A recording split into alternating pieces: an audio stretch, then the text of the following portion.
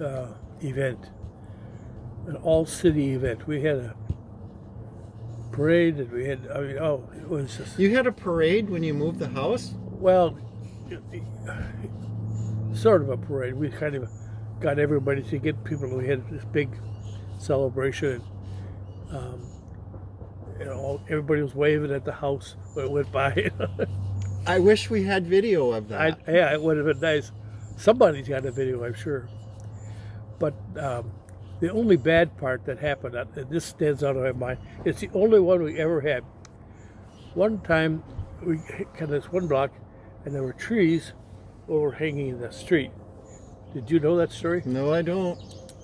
And so the mover said, we can't go any further.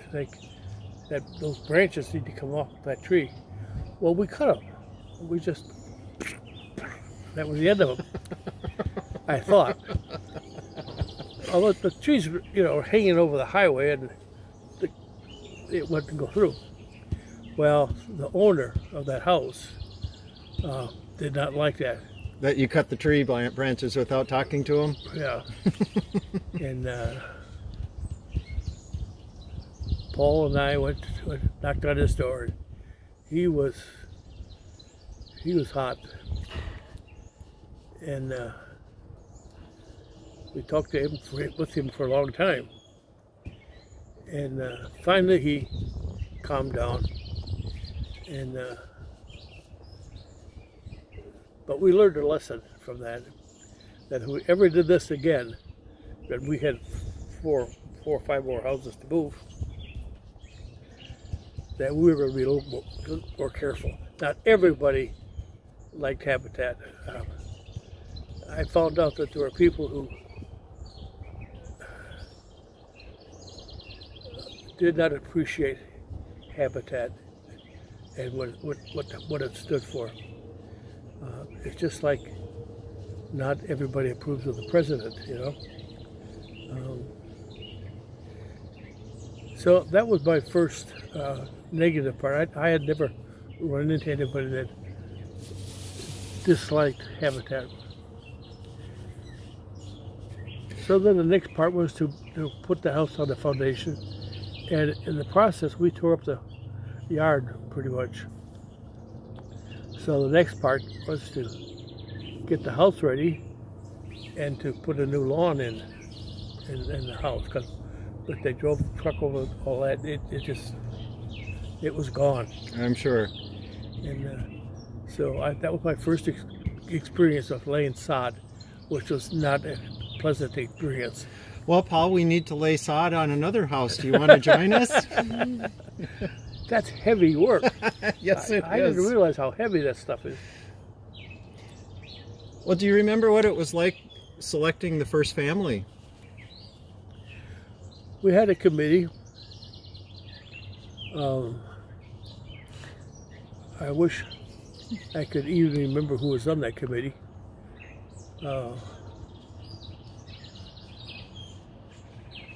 But we advertised for applicants. How do we do that? But we had quite a few. You did have quite a few people apply. Yeah. And I really don't remember how we ended up with that particular family, but it was a good choice. Yep, the Jacobsons. Yeah.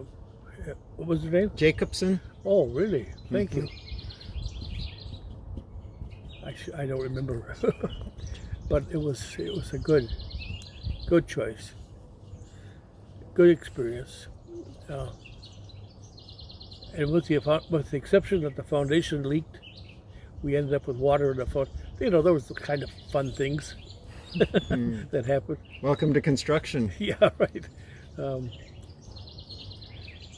But Paul took care of all that, and I took care of the city stuff with the mayor, and trying to find lots that we could get ready with the other houses. We also almost had to tear that one big house in half. Not literally in half, but a portion of the house we cut away because it was just too mammoth. It was a mansion, and that's when we found. That's when we found out that how much bats stink, and when we started tearing that apart.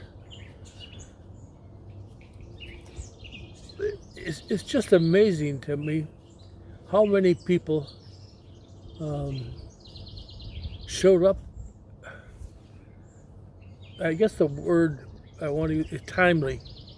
They showed up at the right time. It's like there was somebody saying, "Oh yeah, just does that still happen?" I'd say that somebody is God. Do you remember the story about when you guys needed shingles on one of those houses that you moved? No, I remember shingling the roof, but Sister Vivian shared with me a story that she always told me was the miracle of the shingles. That one of the houses you moved needed to have a new roof on, and that Paul Mans, I believe she said yourself and herself, were standing in the yard looking at the roof, not sure how to approach it, and a gentleman stopped by and asked what the three of you were doing, and you guys explained to him that you were trying to figure out how to re-roof this thing, and he says, "Well, I'm a roofer, I can do that for you." So one of those timely moments, right? And she went on to tell me that it was at a point in the construction where you also didn't have a lot of money in the bank account. Yeah. We never had a lot. Never had a lot of money, and so she was wondering how you would pay for the shingles. And she told me that the three of you went back to her office and said a little prayer. And the very next day, Mark Ronai from Grandview called and said they had some extra shingles available and could Habitat use them. And so Sister Vivian said within the week, Grandview delivered the shingles. This gentleman came to put them on, and at the end of the project, there was one bundle of shingles left. Oh, That was the sweetest story that I remember Sister Vivian sharing with me. So there's somebody more powerful than us behind it. yeah, right. For the whole time, Habitat all the way, it's filled with stories like that. Agreed. So you made a decision after Paul served as your leader for a while as a volunteer, correct? Mm-hmm. Paul Mans, that you hired John Fellerer as the first staff member pretty early on, like in 1994 or so. What led you to decide to pay somebody to run the Habitat program?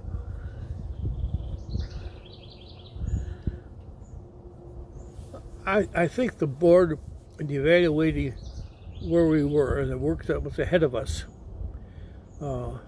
which was going to be pretty substantial, that we needed somebody that understood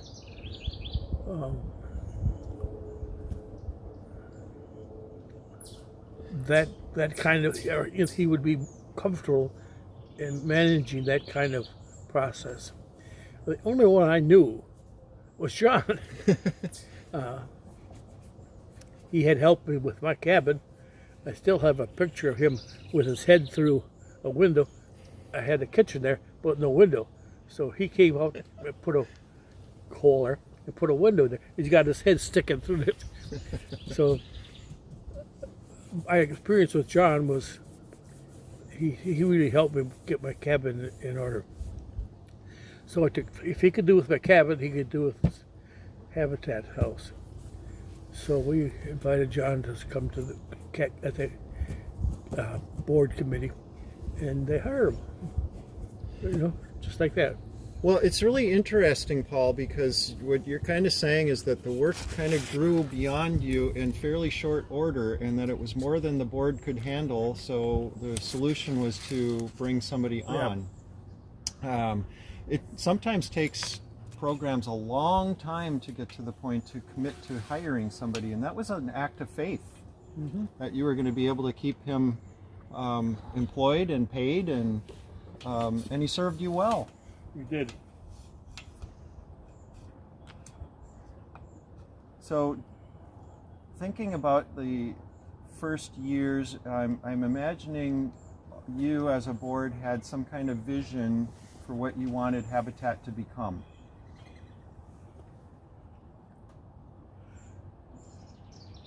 This may sound strange, But the Habitat program ran us.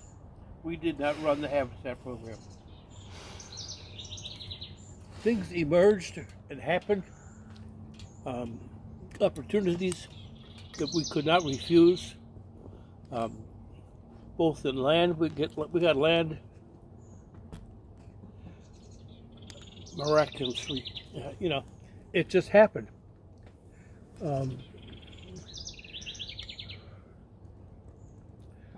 I could get real theological, but the bottom line is, it seemed like as we moved, the doors would open, and things happen. And sometimes we think we're in so control. Yeah. Yeah. Is that still happening? Yeah, it really does. It's amazing. I think when we let it. Yeah. That's right. Well, we were always so grateful and so awed.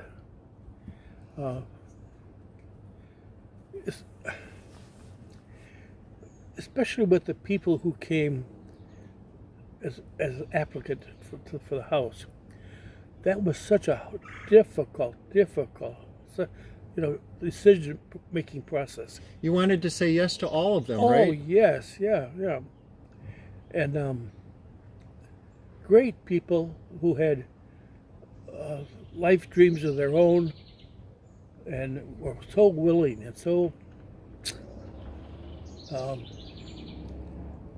to do anything, I was going to say that they're capable of doing.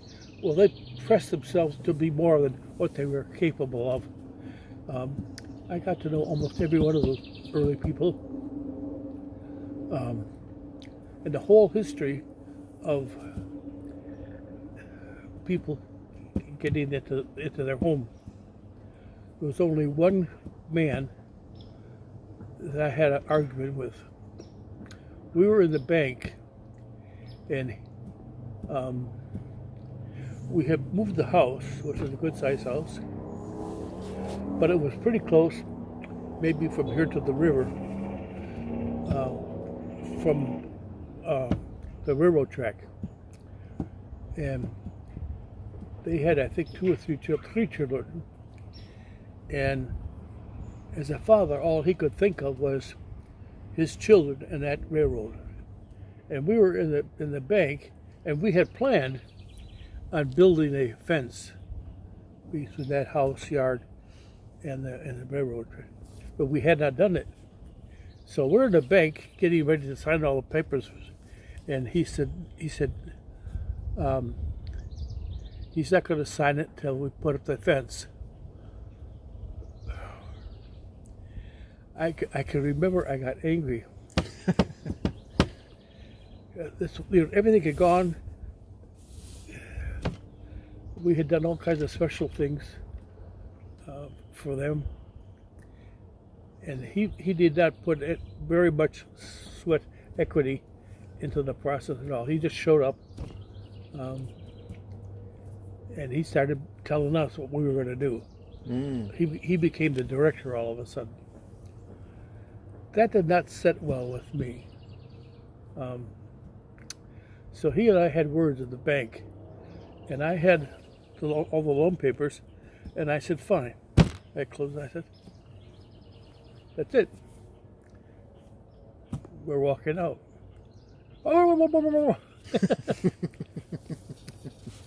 And John was standing there going, and things calmed down, and I got myself back together, and we opened up the process again and finished the loan stuff. But we had worked so hard with him and that family. At the last minute, he's not going to sign anything, until we get that fence. I was not a happy man at that moment. That's the only single hard feelings I ever had with any one of our people that were moved in. They were great people, hard workers, you get the, like a feeling with a family with them by the time I was done. And I mean, I could go to their house anytime and have a cup of coffee. But, it was just really, really real people. Some of them had some really bad luck in their life, and some of them that's what happened. I mean, that's their life. And they were ready for Habitat, and Habitat was ready for them.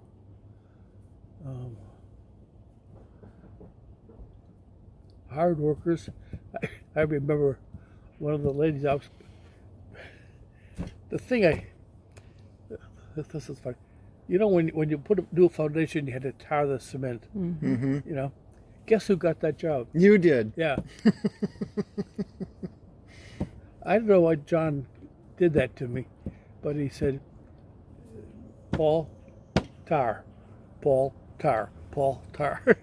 Dirtiest job on the whole project. Hot. Down in that pit, where it's dug out around the cement, and I'm slapping this tar on this foundation. Where was I going with that? I don't know. It's all good, Paul. But it was, and how the church, I mean, the whole church was involved in that. It just wasn't John and I and some people. I mean, it was the whole church, everybody in the church was part of the Habitat program. Well, you even hosted the first office. Yeah. Yep. That speaks to the Let's hang on a